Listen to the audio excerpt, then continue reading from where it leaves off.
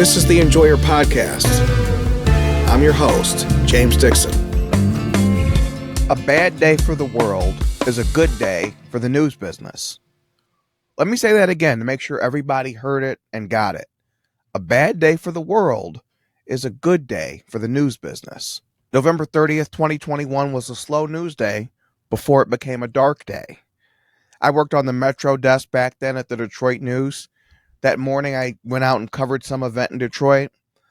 As a rule, slow news days involve coverage. You're doing things like staged events. You're doing press conferences. You're doing things that are structured specifically for media attention, right? They're not organic. The real news days, fast news days, involve news, not coverage. It involves the stress of calling, the strain of competition. News is a race to be accurately first. Not just getting the information, not just getting the sourcing, but doing so while every other reporter in Southeast Michigan is trying to do the same thing. November 30th, 2021 started off as a coverage day. Then we heard about a shooting at Oxford High School. And just that quickly, we in Southeast Michigan were like all those other places you see on the news. Names only known locally until they become icons of tragedy. Names like Columbine and Sandy Hook. Columbine, Sandy Hook, and Oxford. That's not the company we ever wanted to keep, but here we were. Somewhere along the way, we came to think of ourselves in Michigan as being exempt from these types of tragedies. They'd happened in so many other places, but they couldn't happen here. One of the things I learned when you cover crime is that in a Royal Oak, if there's a murder, in a West Bloomfield, the first thing you're going to hear from the neighbors is, this doesn't happen here.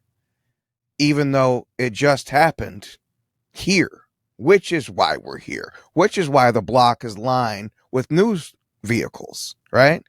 Which is why you see Charlie Langton on your street. You don't see Charlie Langton on your street because there's positive news. Typically something has gone wrong, and that's what news is. But the fact is, we were never exempt from bad news or from school violence. Almost a century before Ethan Crumbley killed 4 of his classmates at Oxford, there was the Bath School bombing of 1927. These were 3 separate events that killed 38 kids between them. Today, the Bath School bombing is considered the first terror attack at a school, and this was in 1927. Oxford was bad. But what you learn when you look at Bath is that there were no good old days. Not a century ago, not at the beginning of time. In the Bible, the third person, Cain, kills the fourth person, Abel, who was also his brother.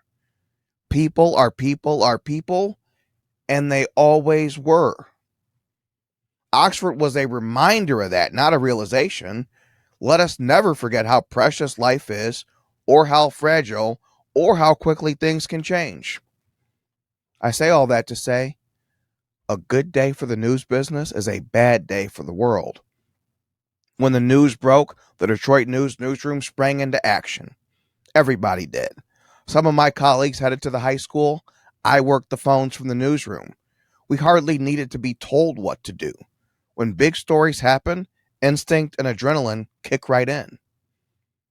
So November 30th, 2021 was a bad day for Oxford. It's the darkest day they will hopefully ever have. But it was a great day for the news business. Do you understand what I'm saying? When we say, if it bleeds, it leads, this is what's meant by that. And I would stand on a table to defend that ethic of the news business.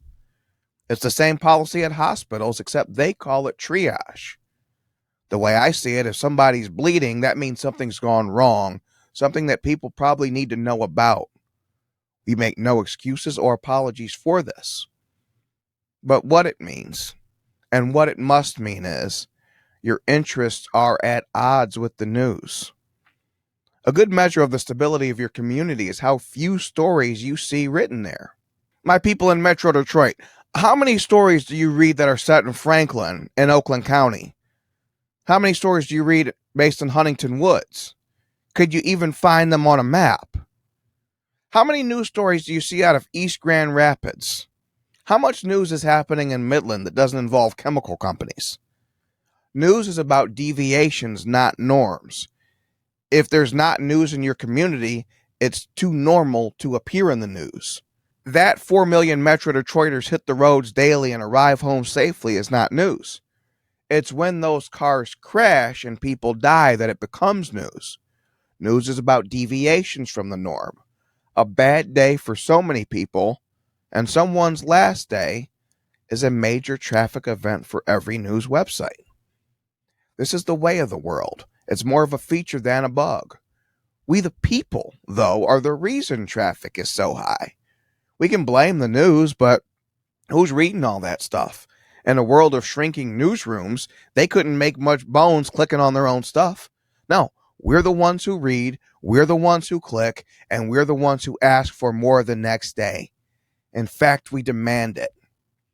Good news is a blessing in life when it comes, but it's usually not fit for print. The way America and the rest of the world sees it, bad news is news. I said at the beginning that a bad day for you is a good day for the news business. The reverse is also true. A good day for you is a bad day for the news business. And I can prove it. With nothing happening in Lansing and nothing to write about, capital city media has finally caught up to reality. And now, the lack of stories out of Lansing this year is the story. Kyle Meelan of MERS and Lansing City Pulse is one of the few Lansing reporters I like, along with Ben Solis, Jonathan Oosting. There are some good guys. He did some interesting research. Through mid-July, Michigan lawmakers have only passed, and Governor Gretchen Whitmer has only signed 6 new laws. These 6 laws do not include the state budget, which was mandated to have passed by July 1st. Figure that one out. Meelan found that 2025 is the slowest year in Lansing lawmaking since 1940, which was 85 years ago, before America had entered World War II. To the 10 million people of Michigan, this is good news. Gridlock is good. Make no mistake, I come not to bury Lansing, but to preach the gospel of Gridlock and to explain why the capital media can't do the same thing, why they have to present this as bad news. Think about it. The biggest story to come out of the collective Lansing Bureau in 2025 is a Detroit News report about a $20 million earmark from 2022. A season of Gridlock has led to a bureau-wide pivot to history, whether that's writing about years-old grants or digging through a century's worth of archives to put a slow year of lawmaking into context. So as citizens, you and I benefit from a slow Lansing. The fewer laws they pass, the fewer regulations, the fewer taxes can be passed on to us. Every day off they take, every no-work day they do, your wallet is just a little safer. For politicians, a slow Lansing is bad. They still have to show up. They still have to go in every Tuesday through Thursday. They still have to go through the motions of committee hearings. But none of it matters because none of it's going to result in new law. If a tree falls in Lansing, but the House and Senate can't agree that it did, does it make a sound? More importantly, is anyone reading about it the next day? And this is where we, the people, and the journalists we read are at cross purposes. The more laws that are passed, the more hearings, the more lawmaking activity, the more relevant their work is. From 2020 to about 2023, this is why Lansing became the hottest news town in Michigan. It never was before COVID, before the governor assumed the power to say which jobs and careers are essential. I'm going to lock you guys in your homes for the man-made flu, and to demand that nursing homes take in sick patients. Lansing was a curiosity, sure, especially if there was a year where the budget process dragged on like it has this year. But Lansing was never the show. That only changed with COVID and lockdowns. The rise of the imperial governor is the only reason that Lansing and the reporters in Lansing ever mattered. And for just a brief time, they all mattered. All of them. Whitmer would give the order, the repeaters would repeat it, and her critics would be attacked for daring to ask questions. There's a great cartoon out there that shows how the media has changed over the years. I've been on the paid side of the business since 2007, and I've seen it change just since then, not quite 20 years. The first panel shows a reporter asking a question based on what the people want. The second panel shows a reporter explaining a politician to the people. Almost all the journalism you read from Lansing in the Whitmer era is the latter. Journalists explaining a politician. But the job is actually to question them. I'm not sure what they teach at CMU these days, but you're actually supposed to be questioning politicians, not explaining them. So we look at our capital city where literally everybody in Lansing has lost the plot. In 2025, the politicians are the honest ones. They want power for the sake of power, but they also remember they're playing a team sport. And the nature of team sports is somebody wins and somebody loses. The gridlock in Lansing is saving you money and headaches right now. We hear all the time that businesses hate uncertainty from the government. Well, here's some certainty for you if you're a business owner. The 147 lawmakers we have in Lansing couldn't agree on a common lunch order right now, let alone any bill that's going to affect your company or your industry. So until January 2027, at least, you are in the clear. Only in this bizarro world of newsprint is gridlock bad news. And in that bizarro world, gridlock is treated and will be treated this next year and a half as a heinous crime, as an offense against good government itself. Don't believe it. Bill Ballinger, a Capital News publisher, a guy I have a lot of respect for. I've had many conversations with him when I used to be at the Detroit News. He's also a former lawmaker. In an interview with MERS, he said the gridlock in 2025 speaks to a real dysfunction that is, quite frankly, depressing. I love Bill, but that's an insider viewpoint. Yes, if you cover politics for a living, the lack of politics is bad news. The way a mild summer is bad news for a reporter whose job it is to convince you of climate change. But a mild summer is pleasant. You love it even if the climate change reporter hates it. A gridlock Lansing is healthy. You love it even if Lansing insiders hate it.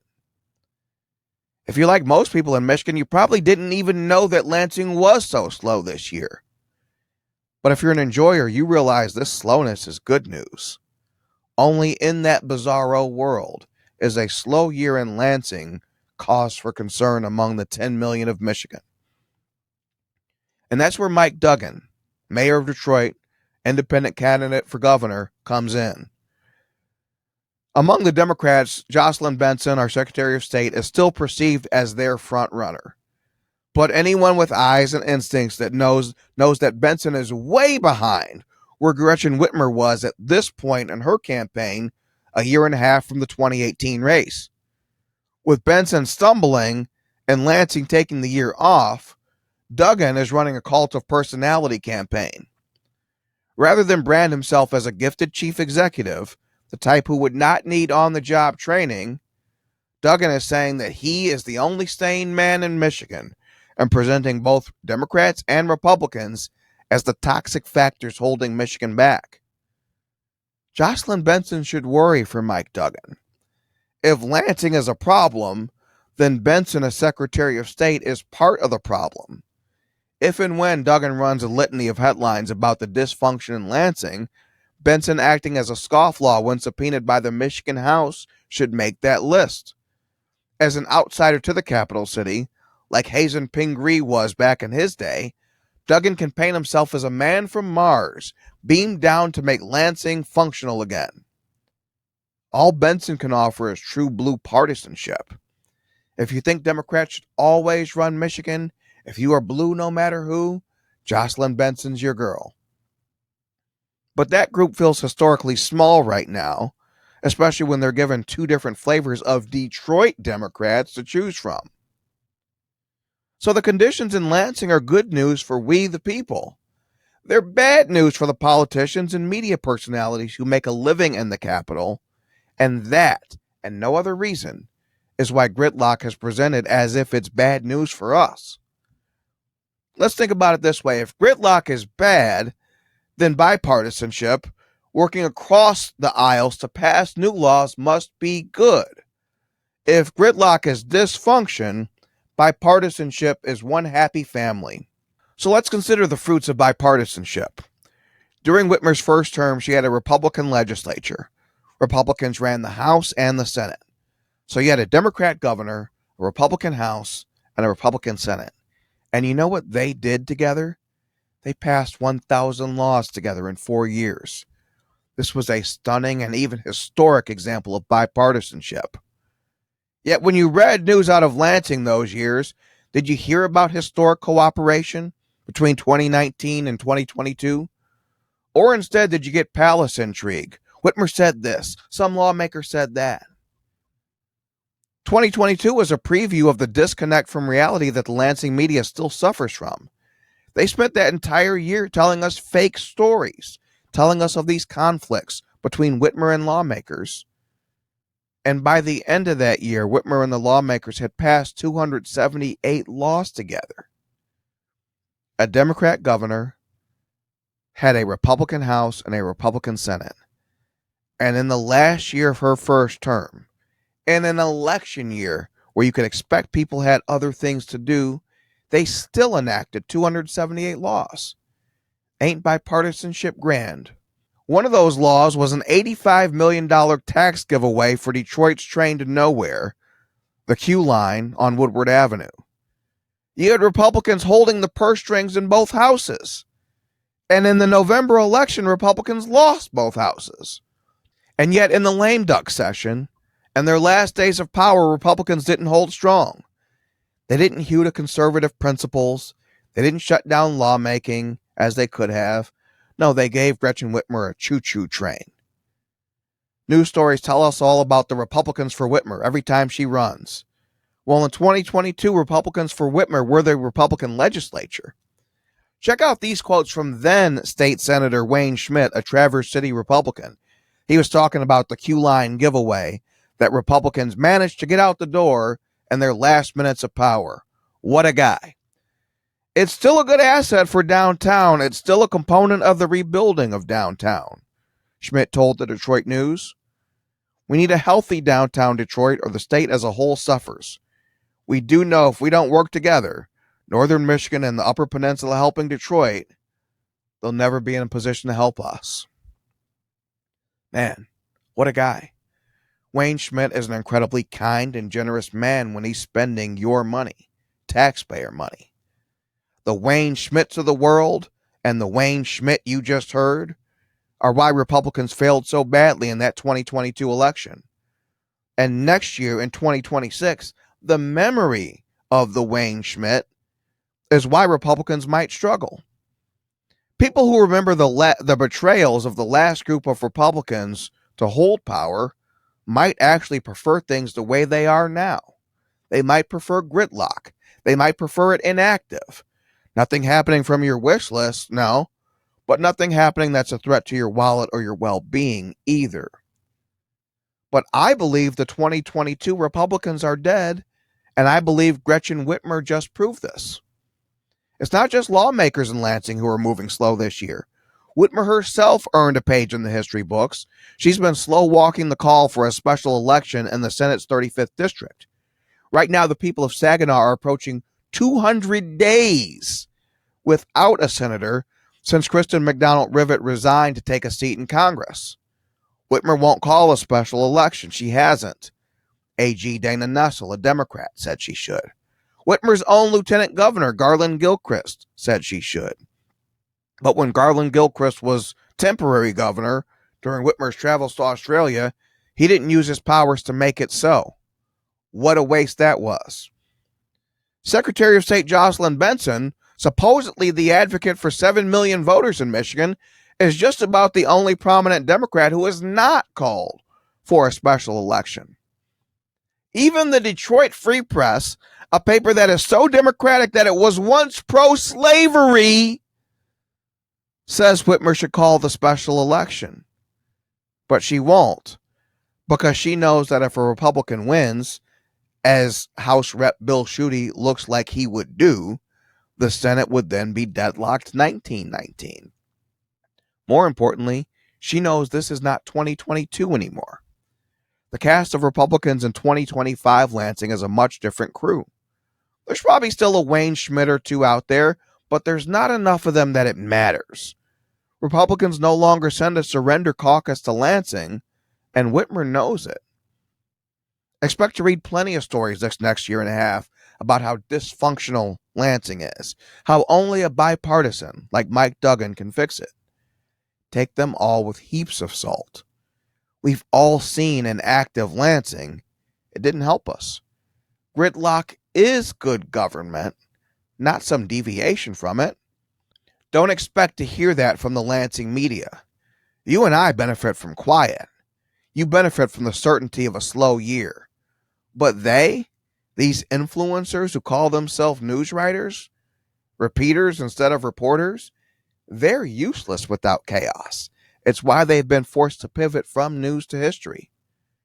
Gridlock is good. Don't let anyone tell you different.